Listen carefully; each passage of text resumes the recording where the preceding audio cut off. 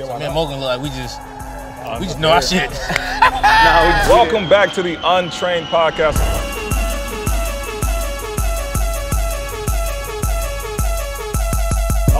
I did do. He did do a mindfulness. He did that. I did that in Greece. Mitchell. It's been a while, but you might have noticed we're in a different location. Hope nobody unfollowed us. Yeah. So we probably lost some followers, but If you unfollow, stay on that side. it's okay. But guys, I don't know if you've noticed, we are in Mo's home. Thank you for opening up Sports Academy. You know? Can't hear that switch, but you can hear them niggas scream. I let my kid do whatever he wants to do, and whatever he finds, he'll love, and that's what it is. Like we got a plan. No, we going right to it. We going right to here, it. son, I wrote out your macro program, son. Yeah. That's what we're doing all year. Welcome back to the Untrained Podcast. I'm your host, Alayasha. I am here with three amazing trainers. To my right, I have Curtis Shannon. I have Mo Wells, and I got my guy, Chris. Chris! What up, gang? I'll hit your chest and I hit your I had to do it so dramatic. I had to. Man, it's been a minute. It's been a minute, and we definitely have to do an update on this. We're still friends, right? Yeah. Still like each other. Yeah, we still like each other. It's been a couple months. I don't know how much longer I'm gonna last with Chris though. So. Yeah, you see, we had to move Chris to the end. And he gonna move out here. I don't know how. Yeah. Oh yeah, we did find out you possibly. Let me stop. I won't put it out there. But you never know where you're gonna be in life. Never know. I hope, You never know. It just lands never in know. the right place, guys. But wellness check. I like to start this off with a wellness check. Let's catch up with everybody's lives. Mo, we know you've done some amazing things. Curtis, you've done some amazing things. Chris, you've done some amazing things. You too. Yeah, Yeah. man, I think we all are doing some amazing things. You went the furthest. Don't sell yourself short. Yeah, man, I appreciate that, man. It's been fun. Yes, I went the furthest real quick. Went on a nice Skechers tour in Asia. Oh, that was a Skechers tour. Yeah, it was a Skechers tour. Oh. Yeah. I thought you were doing like a mindfulness retreat. I did do He did do a mindfulness retreat. did that Oh, too. I did that in Greece. Yeah, I did that in And Greece. then you just gallivanted over to The other countries. Yeah. other countries. I had a few stops in between before I got to Asia. I was in Europe as well. I was in Italy. I went to France. I had fun, man. A lot of off-season training. We're going to talk about that. Yeah. Where work takes us. It's not like I went there. Work took me there. But Best it's way. always fun, and it's really good. So I don't want to spend a lot of time on me. We're going to go into details about that. But, Curtis, how you been, bro? Man, man. Thank you for asking. I'm great. My wife and I expecting 8 months. Congrats. So by the time, hopefully soon, I'm a dad. Like, what I'm saying? Like, it's gonna be like a real thing. Just that, keeping the business in order, just continuing to build on myself, build on my business, build on my family. And right now, that's the main thing for me, is just my family. I love that. Mo, talk to us. I feel good, man. I'm actually in a much better space than I was the last time we shot. Yeah, I was believe going it. through I see it in your eyes. I was going through it. Yeah, Am you I look- glowing? You're glowing, for sure. It might just be the light, but here nor there.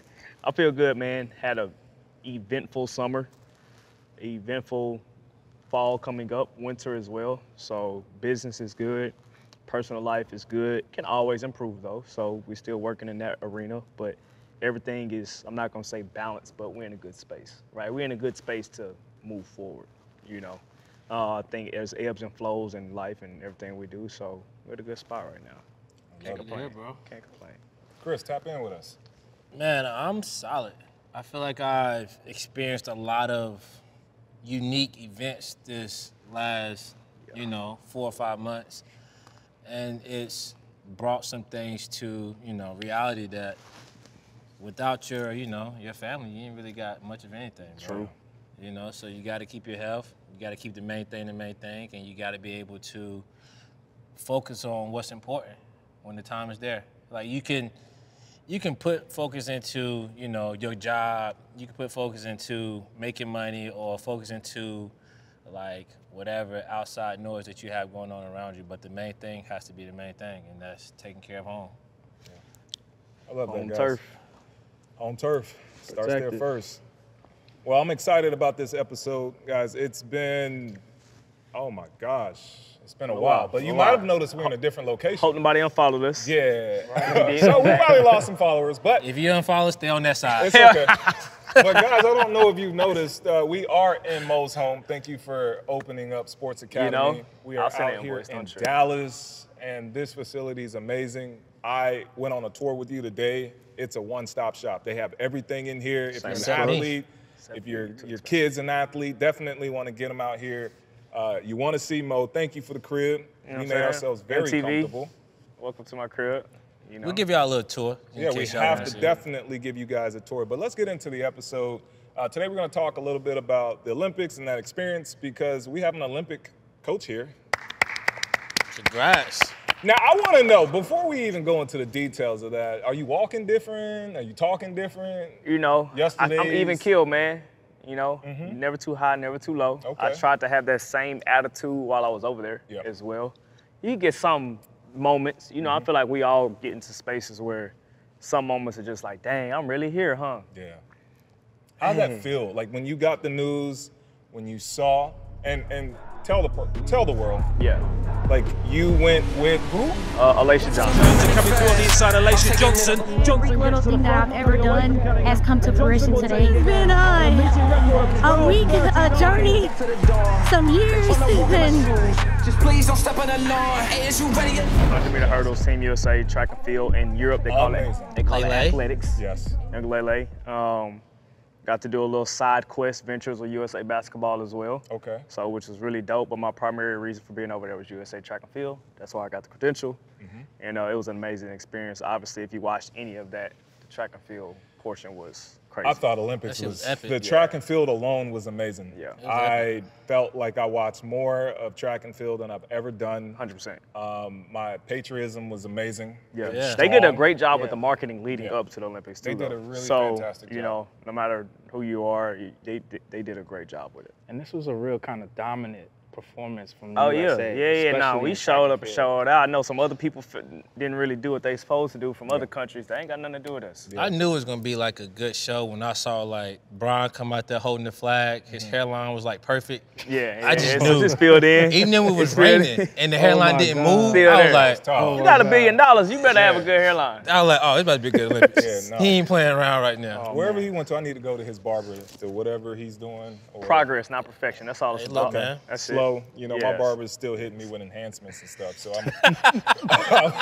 I'm just. You good for one day. You good for one day.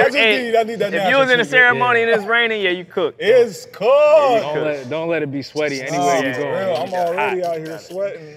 You know, Man, but- sometimes you just gotta have it. Man, I need to, I really want to shed light on the Olympics because one of the things that really fascinated me was that we were really crushing it in the endurance events. Yeah. And that's something I don't think we've ever really Yeah. had like a significant improvement in. And just to see some of these numbers, like what was the most impressive thing or event that you saw that really impressed you? I think to me the most impressive thing that I saw had to be probably, I'll give you three. I got to give you three. The women's 400-meter hurdles. Sick. Yeah. The 4x4 relays. Was Mixed insane. and regular. God, it was Oh, man, insane. they went crazy. They absolutely went crazy. And then I'm going to have to say because of the greatest, mind you me when I say it, greatest track and field athlete of all time, Mondo Duplantis, Okay. went out there, put LSU? on. Yeah. LSU, he put it on. Go Yo, Tigers. he started since he was a kid. I saw his story. Yeah, bro, he has just about every age world record Yeah. growing up. I think I first saw Mondo vault, he was in like the 6th grade, 7th grade. And then from there, he was winning everything. Oh, wow. Everything. So, And he's his mother is from Sweden. yeah. So his mom does his strength and conditioning, his dad does his track work, That's really awesome. you know. wow. So I think that gonna LSU be is. Yes, That's gonna be absolutely. I'm not even gonna hide it, bro. No, Like, You're gonna facilitate your kids' growth, Yes. like Yeah, we instantly. gonna absolutely. exposure. I'm Yeah, not go gonna ahead. be one of those people who are like, I let my kid do whatever he wants to do, and whatever he finds, he'll love, and that's what it is. No, like we Nah, gonna. we got a plan. No, we going right to it. We going right Right to here, it. son. I wrote out your macro Yeah. program, son. Yeah. That's Gotta what we're eat doing this, all yeah. year. Bro, what? Absolutely. I can't wait. I can't wait for that. I'm excited for you. with So that. athletics, it was, those are my top three. You know, there were some ups and downs of the entire meet, but in all, man, just to get there, there's 8 billion people on the planet, and you have, Including me. including you, and you have to be top 3 from your country on the entire planet on a certain day to make it every 4 years Once every 4 years You know? to make it to the Olympics. That's like, I think to me, that's the hardest thing to do in all of sports. Like, there's a Super Bowl every year, there's an NBA championship every year. There's, you know, different type of things going on every single year. But when you go to the Olympics, no matter what your discipline is, that's different. That's a whole nother level. Coach, talk to me. Like, how do you prepare someone like Lele? Yeah. You train basically your whole life for this moment. Yeah. And you have this one opportunity. How do you get someone to calm the nerves, trust the process, know that, you know, you're showing up, you're prepared as best as you can? How do you get someone there? I think first of all, you got to know your personnel in anything. You got to know your personnel. You got to know who you're training, who you're working with, and you got to plan the years out ahead of time too. The thing about track is different from like team sports because you have that athlete year round. They go to a track meet and then they come back. Yep. You know what I'm saying? They go over here and then they come right back. So that's year round. So I have to oversee everything. Who's doing the body work? Who's doing the strength and conditioning? Who's doing the track coaching? Who's doing the nutrition? What she eats? Where she's going? It's like, it's real life. Being a track coach is like parenting, truly, honestly, without being the biological parent. So that process for her just looks like you map it out for the whole year. You know what your micros and macros are going to look like, and then you just adapt to what's going on. What's going on off the track and what's going on off the track, and you try to stay as close to your plan as possible. And I just planned it out to myself. I'm gonna give myself just one of my few pats on the back. Flawless execution on the periodization as well as the peak, the triphasic peaks. So she went through 3 peaks this season, and I told her at the beginning of the year, you do what you're supposed to do, you're gonna run fast here, here, and here. I'm not worried about what's in between. I'm not worried about the off stuff. You're gonna get to the Olympics, and you're gonna be ready when you get there. And that's what she did. And now she's, what, 3rd fastest ever in America. I think she's number 9 all time in the world. And made that team. And, you know, we had a rough go at it in the final. She did what she's supposed to do with prelims and semifinals. We ended up coming home with 7th. But, you know, but it's just a lot. It's just a lot. And then it's a lot of sports science involved, too. Y'all know I'm big in the tech, big in the sports science. Planning, adapting, that guides all of my micro stuff. So, and that's what went into it, and that's what will continue to go into it. Coach, I really appreciate the insight, and I know we're going to have another episode where we're going to dive even deeper into the specifics, especially when it comes to programming, nutrition, mindset, even down to the moment the race starts. I want to know everything. Because a lot of it, y'all know it's mental. A lot of it's mindfulness, mental toughness, mental fortitude, and being in the moment.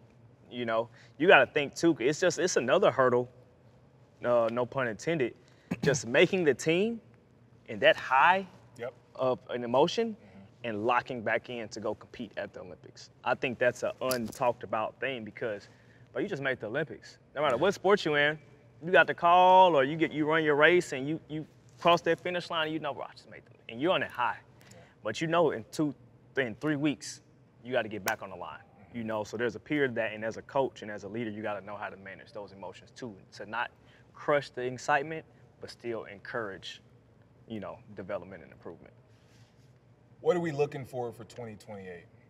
The goal after this year, we saw the finals, I think all of us should have somebody in 2028, honestly. Okay. God willing. I'm looking for, Leia's going back, first of all. I don't know who the other two going to be, but Leia going back. Okay. I need Ja Morant there. Okay. You know, and then let the rest of the Ja shit. has a real strong chance. He's got a of being shot. there. He'll be there. Absolutely. Definitely. Speaking No, of basketball, first of all, no shoulder, he's there this year. Yeah, no, he's there automatically. like, I mean, we just watched the USA team. Would we say they dominated? No, I can't say dominate. I'm not can't gonna say say dominate. dominate. The rest of the world is too good. The rest of the world is good. Too good because you got guys that they're playing against now. You got 2 guys that are on the NBA with them. Yeah. You know, Yeah, that's facts. playing against them. So like they play France, Wembanyama, Evan Fournier, Rudy Gobert. Those are 3 guys that's in the NBA, and one is gonna probably be the future, if not one of the futures of the NBA. Facts. And then the other one is, what's it? The 3-time Defensive Player of the Year. Yeah. You know, and Evan Questionable. Fournier, yeah, questionable, but that's the credentials. And then Evan Fournier, you know, he's a solid vet, solid pro, been around. Yeah. So the world's got better. The world has gotten better. I noticed that you're wearing, is that the Redeem Oh team? my God. Would you look at that? Where'd that come from? That. Man, I don't even know. Which leads me into my next question. Who is the best Olympic team? Dream team, Redeem team? What do we call this team? The Avengers team? What was this team? The could have been. Nah, they did it. They got it did. done. They Nah, did. they did it. First off, we're going to put some respect on Team USA right now. Yeah, No, I agree. But they not the best. We'll call them the Redream team. The Redream team. We'll Hell no. combine. That's a mouthful. You combine the two. You combine Redeem Nah. and Say Dream. that 3 times. The Redeem team is the best team, hands down, of the Olympic basketball team. They're the most athletic. They're the most cerebral knowledge. You have Kobe. You have Dwayne Wade. Did they clear everybody out? Cleared everybody out. No, they had a tough go against Spain. But how much they win by? They had a tough go against Spain. But how much did they win by? 9, maybe? No. I can't tell you that. How many did they win by? 15. 15? 15? You just Google Stat that. check. Hold up, let me Check Google the that. stats. My So, bad. Denzel, Google that. Let's make sure. Yeah, let's check it Okay, out. because that was confident. That was confident, and That I'm was probably very wrong. Because I was just watching the Netflix doc. It was close. I don't know. No, I wasn't close, though. All right, Curtis, so I got to ask you, who do you think was the best team? It's tough, but if I have to, and I don't want to be a prisoner at the moment, but if I have to say, I would say this team. This team Hell that just no. won. Whoa, let the man speak. Just saying. Tough crowd. Okay, so when you look at you look at the Dream Team, outside of Michael Jordan and Scottie Pippen, who are you gonna take? Who are you putting on that team and taking off of this team that just won it? You're not gonna take a Magic Johnson that was a little bit past his prime. This is when he came back from the HIV stuff. Larry Bird. I did. Larry Bird was a little bit older. Definitely. And then who else was on the team? You know, it was like Patrick Ewing. You're not gonna take Patrick Ewing over Joel Embiid, are you? John Stockton? Are you taking? Okay, but listen, you gotta. Who is coming off of this team that just played for John Stockton? Well, in my defense, I'm picking the Redeem team to beat any of the teams that you name. Okay. Okay. No problem. Not the Dream Team. Definitely the Dream Team. But the Avengers, the remake 2012, 2008. 2022, I just throw them out of it. Okay. And I'm saying this because, and I'm saying this third team will win because if you look at this team, the Redeem team, or Redeem team, right? You look at them. Okay, who's gonna guard Kevin Durant? Kevin Durant's on that team. Oh my God. So it can't. So, I mean, listen. This version of Kevin Durant on Kevin Durant. This version of Kevin Durant is better than Spider-Man that all version of universe Kevin Who's thing. guarding Kobe? Who's guarding Kobe? Yeah. Who's guarding Dwayne Wade? You gonna put LeBron on Kobe? LeBron's on the team. So what are we talking about here? Young LeBron is better than old LeBron. This LeBron I don't would, know. he would jump over his head. I don't think he would jump over his Man, head. Okay. LeBron, Not the in Avengers Olympic. couldn't Not jump in. over- Think about Olympic basketball though. Don't think about the actual. Somebody made that point about Jordan the other day, about Olympic performance Jordan and Think about in-season just Jordan. just It'd think be about two just different think people. about Olympic basketball. FIBA rules. What has to be played in that rule in that arena versus like the NBA. It's a completely different game. I agree. So what I'm saying is this team is a little bit more well equipped to succeed with these rules because you got so many guys that can stretch the floor. You got so many guys that can shoot from 3-pointers. This team, athletic as it is, they didn't have much 3-point shooting. Kobe. Just Kobe. And he did what Steph did in the Just in Kobe. the- Just he did what Kobe. Steph did against Just Australia. Kobe. And even Kobe's Kobe, a better and 3-point even shooter. Kobe in his I career. said he did the same thing Steph No, did. but listen, in that game. even Kobe at his best wouldn't be the best shooter on that team. This team had Jason Tatum not get no playing time. This team had Devin Booker be the He Kobe also didn't make a Bryant. jump shot. I'm just letting you know that's how good of shooters that were I'm on in that between. team. Okay, who you in between? Let me tell you my reasoning, though. You want the world championship team. You don't want the I like the Redeem team, Okay. but only because of Dwayne Wade. I think That's I'm your favorite a player? huge Dwayne Wade fan. Got Also, Dwayne Wade has something to prove during that year. I think this is when Dwayne Wade was bald. Yep. And he was out here cooking. With number 9. Yeah, just came off winning the championship. Yeah, Shot. and I think he might have been injured too, shoulder or something that he had just came off of, Definitely shoulder had a injury. It was a shoulder. And I just remember just watching him like prove something. It was like, yo, I'm still him. And the same thing with Kobe as well. Like there was I'll just never forget Dwayne Wade jumping out of bounds, throwing it, And was it Kobe that got it, or was it Kobe that jumped out of bounds and threw it to Dwayne Wade? But I think Wade it was jumped one out of of them. bounds. It was I think it was Wade. Threw it to Kobe. Yeah, threw it to Kobe, bro. And I just remember jumping out of my seat. LeBron barely jumped over a sheet of paper in this Olympics. Well, this Olympics, it's a different LeBron. LeBron didn't was have to do using that. strength more than anything. Yeah. He was Know your role. he was getting damn near triple doubles in the Olympic Games. No, he Yeah. was. But I do agree with Curtis. Better shooter. Better shooters. I agree. And they had a better bench, and they had a deeper bench. And anybody could have came in and really did something. So, but if I'm going off, I'm biased. I'm a Dwayne Wade fan, so I'm just saying it was the redeem team for me. For your Dwayne Wade, Olympic-wise, I'll raise you Anthony Edwards. I think Dwayne Wade will cook this dude, bro. No. He would. But I'm saying, though, Respect to Anthony Edwards, I think he's great. respect. Like, at this point of Anthony Edwards' career. Yeah. But what I'm saying is, Ant Edwards, He's him. he's different. He's him. That's who reminded me the most of D-Wade. He's dude. him. He's now. him. We don't want to spend too much time on this, but I Facts. just really wanted to. Mo, did you make your pick? I'm going with the team I saw in person. Another flex. Another flex. That is a little flex. I see it. I saw it live. I'm not. That is a flex. I'm not refusing. Not worried about basketball. That is a flex. Well, I'm glad that we got this Trying to be the opportunity next LT. to recap that. I know it's been a while. I know the Olympics is still going on right now. So out if to you the guys haven't Paralympics. tapped in, please tap in right now. The Paralympics is still happening right now. So a lot of amazing things are happening.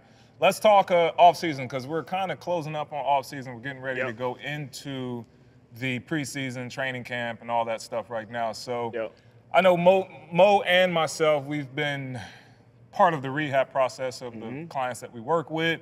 John Morant, Julius Randle. It's been a journey, and I'll tell you, it's been a learning experience. And I want to give you the spotlight, and then I'm going to tap in. We're going to bounce off of each other about 100%. like what our journeys have been. But tell me, how has rehab been for Ja? And you want to tell the people what happened with Ja? Yeah, so Ja had a labrum. He had a labrum, his shoulder. You don't know what a labrum is. So majority of the early rehab was with the team. Okay. Right, so it's early. So I did end up getting him when he was cleared. I think once Clear for contact or cleared, period. just into? Yeah, cleared okay, for so you full were working out. doing. So you're still in pretty much still a good phase of his rehab. Yeah, 100%, 100%. And I think he'll be right now. If I had to give it a percentage, with being this time of the year. Oh, you want to put this out there? We do? Yeah, we're good. Yeah, Okay, yeah. This let's do time it. of the year, he's probably on a scale of 1 to 10, like a 7. Okay. Right? But there's no basketball to be played right now. Yeah. I agree. So with that being said, and I say that in regards to how much more he can still grow and it's more to be a good athlete because, it's still him, so he's still going through all the stuff he goes through. But the growth that I've seen him take on and off the court, I think we talked about this earlier off camera, man, it's a scary sight. It is, ain't When it? you really got somebody that really taps into their rehab, taps into their body, taps into their mental state, taps into where they are at this point in life, and can really get something from the rehab. So that's huge. So the main thing for him has been holistic strength, all around. Is this the longest he's been away from basketball? Team basketball, yeah, has to be, absolutely. And how was that adjustment? Because you said something very fascinating. This is the longest that Julius has been away from basketball. Oh, wow. Like his entire career. And there's something that, at first, there's this anxiety and there's the stress around it, right? I call it the inflammation phase, Okay. right? You're stressed, you feel that inflammation, it's killing you, and then what ends up happening is that inflammation goes down, you start to go into the remodeling phase of what we're trying to do. And so in the beginning of it, it was a really stressful situation because, number one, you get all these opinions. Yeah. Number two, it's like you want to be there for your team. But then something happens within about 6 weeks, a shift happens where it's like, man, I appreciate this. There's a silver lining. It's like serendipity or whatever. Yeah. Like you bury your hamster and you find treasure. Yeah.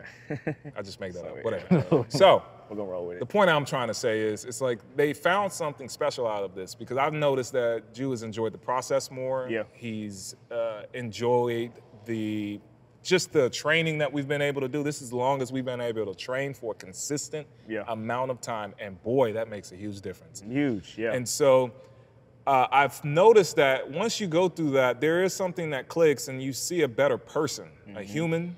They have more time to like process things better. Absolutely. with Ja, we know he's an amazing talent. What is the biggest thing that you noticed that shift with him? I think in his time away from basketball, he's been able to really find himself. Okay. I think up until this point now, his whole life, he's such an amazing human being. He's all about other people, you know, giving to others, being there for other people. And sometimes, man, you can keep pouring, and it's tough to even understand when you're a giver that you might be pouring from an empty cup or a half full cup, you know, and giving sometimes too much of yourself and not reclaiming any of that time for you. So I think this has been huge, coming from the suspension, then coming back and killing it, and thinking about to have a killer second half of the season, then getting hurt, and then dealing with what you dealt with the season before that. Yep. You know, it's a lot going on. You know, He's so the game winner on this. You know. yeah, first came game out. back I was there. I was against New turned Orleans. up. Right, Yeah, I saw you there. I was like, You was there with his pops, right? Huh? You was there with his pops. Yeah, I saw we you down on the there side. bucking to the ceiling. Yeah. So in that, you know, I think he's been able to find himself in that growth as he's starting to get older. You know, and that's why I think it's a scary sight for the NBA, because we all know he's an athlete. But when you can tap into the mental side of your game, like Kobe, mental fortitude was on a whole nother stratosphere.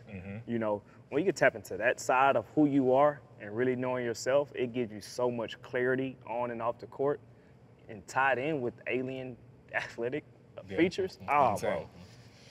This is going to be for the coaches, and I think this is very important for the coaches, because we've all had players that's gone through injuries, okay? And I think as coaches, it's not our responsibility to do rehab, but how's that interaction with the team? So like Curtis, have you ever had a client that was hurt and then had to work with the team?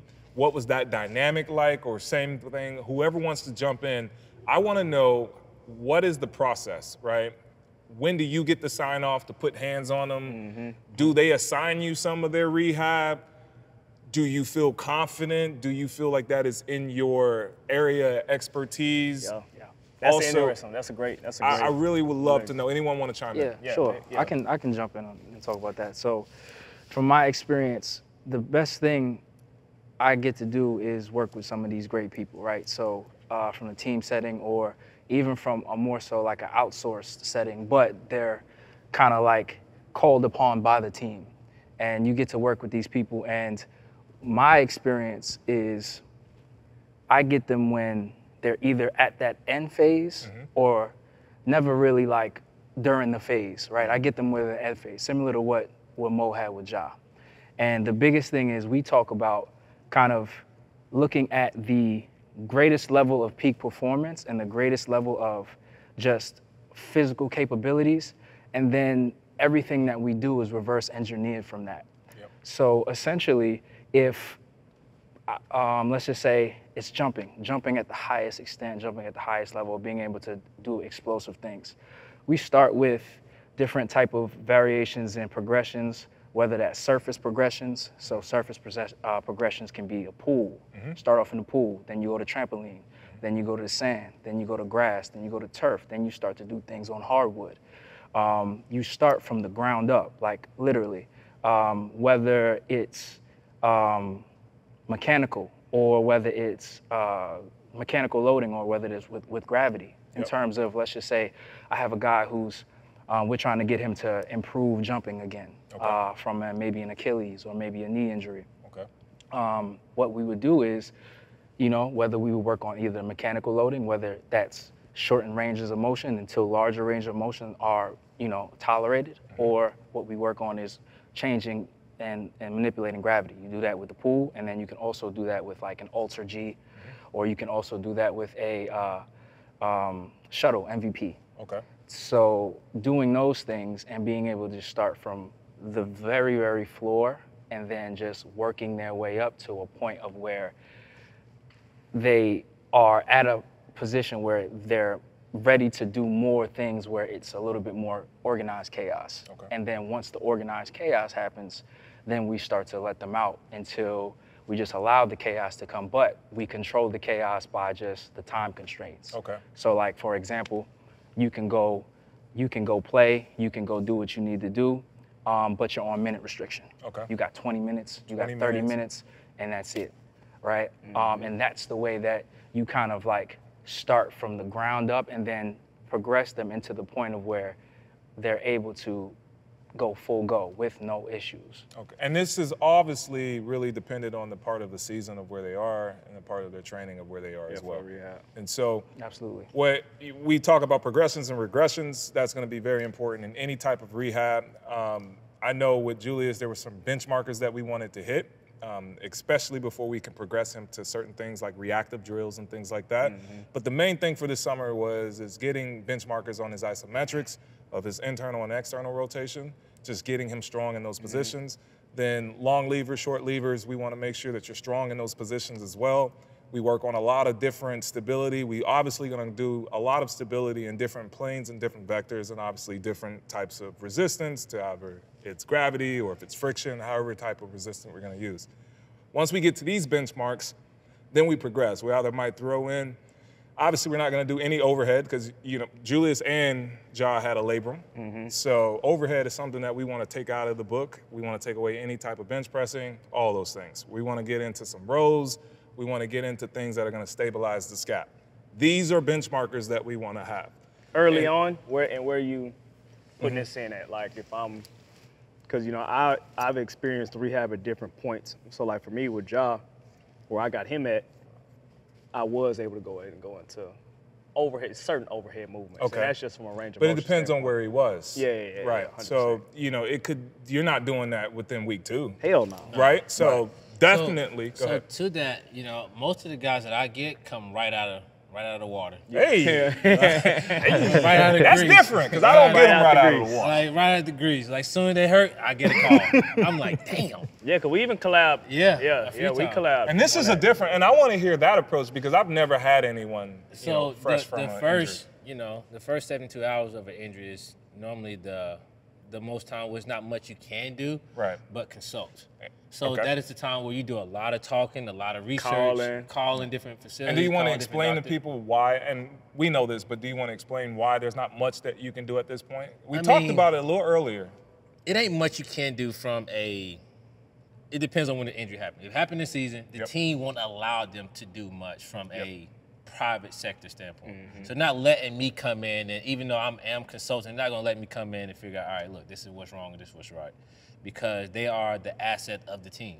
However, they are the asset of themselves. So a lot of times they call me to figure out, hey, is this okay? Is this Yeah, right? 100%. And if they're not liking what the doctor's saying, it's my job to go out and call other doctors, figure out, hey, what can we do about a second Can I see opinion this? of We're this? going to see this imaging. We're gonna do this. Hey, look at this imaging. Hey, let's go here. So most of the time, getting them out of, fresh out of grease or whatever I was saying, it's really not much I do in that process. Like I don't go in and try to manipulate anything, go in and try to decrease the information. It's just more so talking because a lot of times that mental aspect of the injury, it hits them like instantly. Big time, big And time. It impacts athletes in different ways, but most importantly, the one thing they have is the fear of getting re-injured. Yeah. They lose confidence within like what they knew they can do or what others are doing. They start comparing themselves. Boys They getting start contracts. Yeah. They start to look at the reality of what they're missing out on from financial standpoints. So that first 72 hours of an injury is more so like, man, how you doing?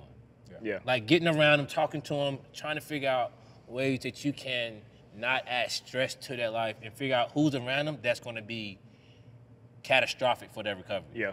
Yeah, I think around that part you get to see like it's best to go around those athletes in that 72 hours so you feel like, well, you can figure out who should be around them and who shouldn't. Because some of the people who love them the most should not be around them. And that be the hardest thing for them to see during that period of recovery or rehab. So most times during that 72 hours, they will isolate. They'll turn their phones off.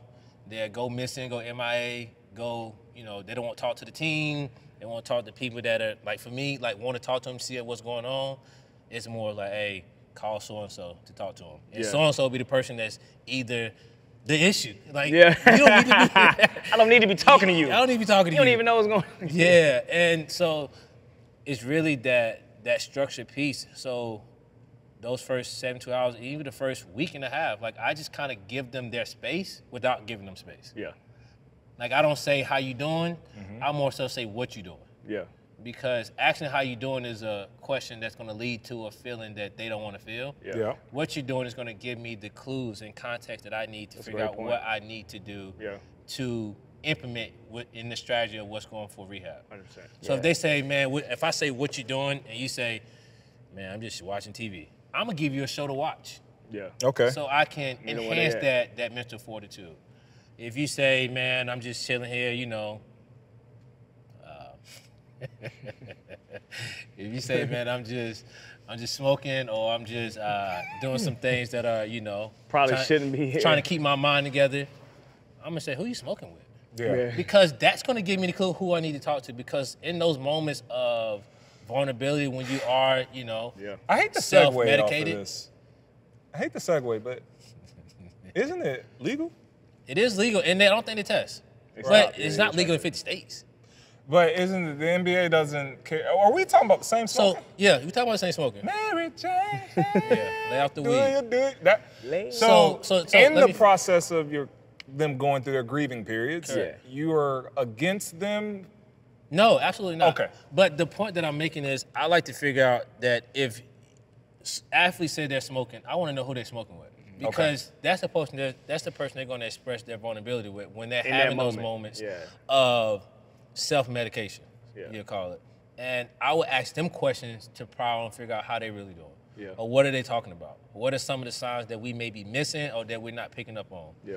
So there's a lot of different things when it comes to that first 72 hours to 2 weeks of an injury that is less of what you can do, but more about extracting information from those around them if they're not communicating, if they're isolating themselves. Okay.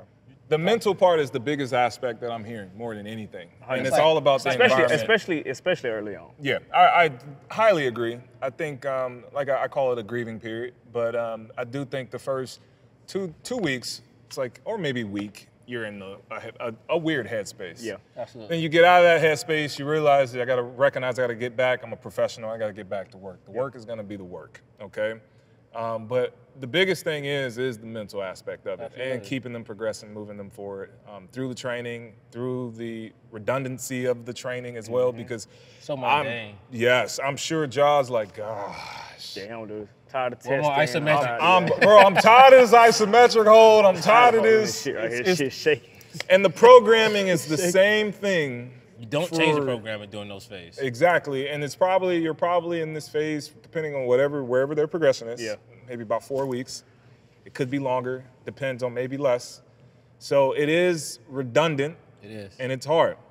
And the mental gives out more than the body does. And so the biggest thing is when this happens, as a trainer or coach, do you feel the pressure? Do you feel the pressure? Do you feel like that, okay, now all eyes on me? Like if this man comes back, he gets re-injured again, like what is that pressure on you? How does that feel? I don't feel like I feel any pressure from the athlete. It's more so about everybody else surrounding the athlete. Yep. Whether it's the team, whether it's the family, whether it's the agent, whether it's the skill coach. Because the skill coach aren't making money if they aren't, Yeah. Unless they're on staff. Unless they're on payroll or retaining. So they're giving you like, hey, how they doing? Asking you questions. The family's asking you how they doing. Like, what is he saying? What's going on? The agent want to know, what's his progress? And it's like, if he with you full time, the team want to know for sure. Jesus Christ, the team is going to definitely contact you. The team is going to give you send you an email with a structured plan that they feel like the client should be following, and you may look at this plan and be like, nah, they ain't doing this shit. And you got to kind of have that tough conversation on why they should or why they shouldn't do it. And let's have that conversation, because I know that me and Mo is going through that now with the rehab. The team is going to give you a framework, and they're going to tell you what they're trying to work on. They're going to tell you what that needs to do. And if you see some things, do they give you the collaborative energy to come in and add a little bit of Mo spice? I think I'm in a good space in this conversation because I see them with different teams in different sports. Right. So being here working at Sports Academy, I work with Dr. Cooper and the Carroll Clinic as well. So I get a lot of fresh stuff, like the immediate call. This guy just tore his ACL. Dr. Cooper's gonna do the surgery. This is gonna be the PT, and this is gonna be the RTP plan. So what we built here is an ecosystem of what happens acutely when you get hurt, right? So for instance, we just had an NFL athlete tore his ACL. He has to come and train prior to the actual surgery. Yep. So you come Oh, and yeah, you train. got this. Prehab. You got the prehab for pre-op. So you come and train to do that, right? Then you go get the surgery. Yep. You go through that short acute phase. Yep. Then you go to PT, right? So you have your PT, whether that's with us or upstairs or Carroll Clinic. And then we're gonna roll you right into RTP as well. So we have a 3-stop And journey. return to play. Yes, RTP.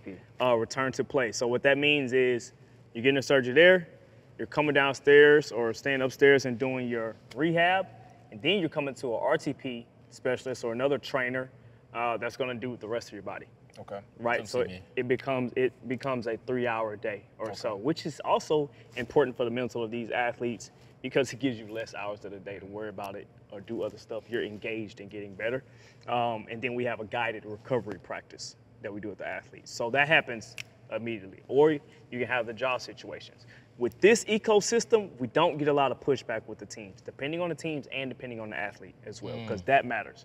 Yeah. If it's a job, I have a real independent situation with job because now the team trusts me, right? So they more so ask me for what should we do or how should we collaborate on this versus just sending an email with this is what you need to be doing. You know what I'm saying? I give them more, stuff than they'll just push to me, collaborate. I give them all the data, they give me their data, and we go from there. Some teams don't do that. And to that point, I feel like that's the way let's it put should that be. out here first. A lot of teams don't do that. Yeah, no, They you don't. have to be well tenured in this space and also surrounded by what they know should be. Because Also, I believe the pecking order in terms of Ja Morant. Yeah, 100%. Like Ja Morant can say, "This is what I want." Because he's him.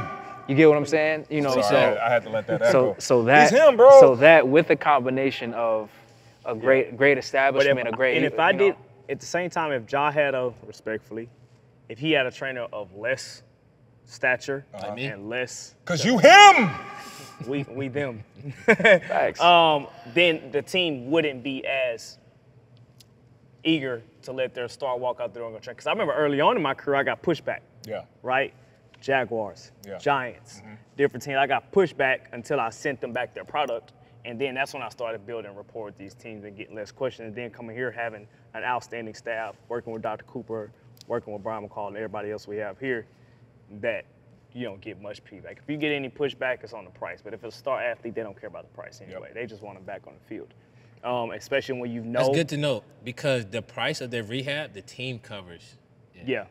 Depends though, because some athletes, and once again, I'm going through this right now, literally, situation A, situation B. Some athletes, they'll pay for everything, which is the insurance services and the non-insurance services, right? Because our stuff outside of what they do in physical therapy is additional costs. Yes. Right? So the team has to elect to pay that. Insurance, you got to cover. You got to cover the physical therapy. They have to elect to cover the other stuff. And they might say, we'll pay whatever you send us. Then some of them will be like, we ain't paying enough for that. Or they'd be like, no, we need to cut that price in half. NBA that pay it. Yeah. I ain't got no. I think the NBA is different because they got the association as well. So the association, they can also handle your rehab as well. So if you call the... But PA does, the NFL PA, they got some stuff, but it's a few more hoops and hurdles. Yeah. For the NFL. Do you charge more if it's insurance or do you charge less if it's insurance? The insurance is the insurance. Like the PT, our physical, they just charge, crooked. They get charged. Whatever they're going to charge, that's what you charge for a session. Who else sending this invoice to you? Oh, no, insurance. Oh. Because they get two invoices. It's two invoices. Two charges. You got to get a PT charge, so whether that be Carroll Clinic and Baylor Scott White, and you got to get a Sports Academy charge, and you right? get a Chris Fish charge. Yeah, so. Come on now.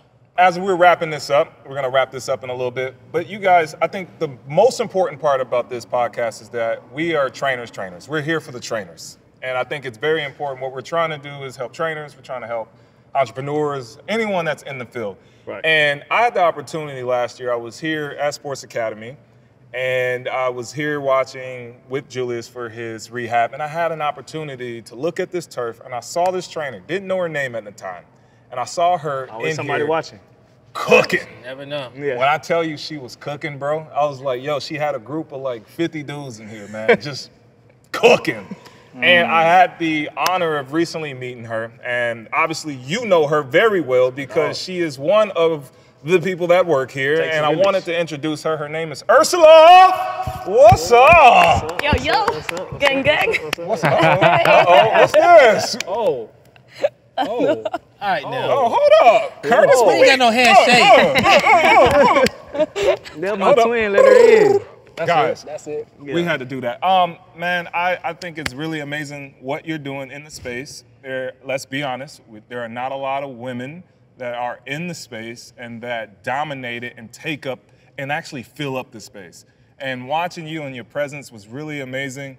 Can you tell the people a little bit about you just real quick? Where you from? Where you from? Rep your set. How'd you get here? I know you work with Mo. Tell the people. Yeah. Do you like him? Love. Yeah, that's sweet. Yeah. Yeah, so I'm from Italy. I came from Italy, and it's 2 years of being here at Sports Academy, and I've been lucky to meet like amazing coaches, amazing people that help me like elevate on a daily basis. As females, of course, it's not easy in this industry, but I feel up on the same level of you guys. It can be tough for you guys. It can be tough for me. I just give my best at the end of the day and Just show up. Try to build, really like be a professional from when I walk in all the way when I walk out of the building, and like sundown. yeah, and everybody is helping me elevating. Here at Sports Academy, I helped Twin Mo, B-Mac, yeah, that's Twin, Twin Mo, B-Mac, and all the team with NFL Combine. I had like a huge even responsibility in NFL offseason, and that's like been a game changer for me, coming from another country and then show up and just passion. Crush it. Hey, Yeah. keep killing it, man. I wanna salute you too, because before C's brought you here, you know, we had a situation with the kids with horrible proprioception running into the glass and everything like that. And you took it upon yourself to just go out there and say, hey, if y'all don't stop this, like y'all are gone. Because you noticed that we were doing something important, and it was the attention to detail. Yeah. And some stuff you can't teach. yeah, and yeah, you can't That's teach the that. type of people I attract myself to. The people I can teach Yeah. X and O's. We can teach strength conditioning. We can teach sets and reps. The intangibles, showing up on time, working hard, me not having to tell you what to do, you being able to adjust to a room, read the room, like that stuff, you either got it or you don't. You know what I'm saying? And we don't meet too many people that are that way. Self-sufficient. in this space. Oh man, you got to be self-sufficient because you never know what you're gonna get with me. Man, And facts. honestly, like when I see you doing your thing with Mo here in Sports Academy, it reminds me of me.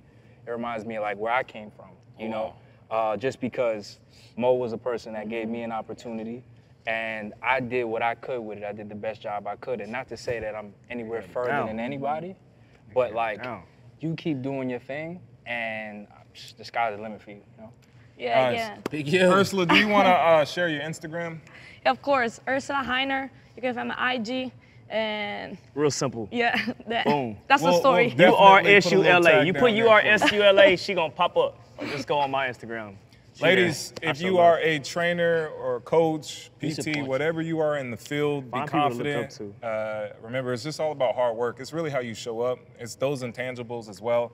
Again, like I've said, I admired their work from afar. I had no clue what her name was, never saw her again. And then a year later, bam, she's still in here crushing it. So continue to keep doing amazing things. So this has been an update of the Untrained Podcast with the guys. It's been a minute. Guys, I know we talked a little bit about what we were doing this summer. It's been fun. We're happy to be back. Stay tuned for the next episode. We're going to talk about off-season training. We're going to talk about how to structure it. And we're just going to bounce off of each other and definitely have a great episode. Ursula, thank you. Of course, And, thank you guys. Thank you. Make sure you subscribe, click, follow, send a pigeon, carrier, whatever you need to do. We still here, man. We still here. We just be working. We're here. We're back. We're friends. We love each other. Till next time, guys. We'll see you on the next episode. I can't be stopped. I won't be shook. Give all I got, and it's all they took. Like who at the top? I'm playing the crook. I'm taking the spots. I've been overlooked. Whoever thought I would quit is been getting it wrong, cause I'm just getting started. It ain't too many like this who gon' put in the work that ain't gon' get awarded. I know whoever you pick to come go against me gon' be losing regardless. I'm not just the hardest, I'm really the heart. The game would die if I departed. Got my eyes on the target.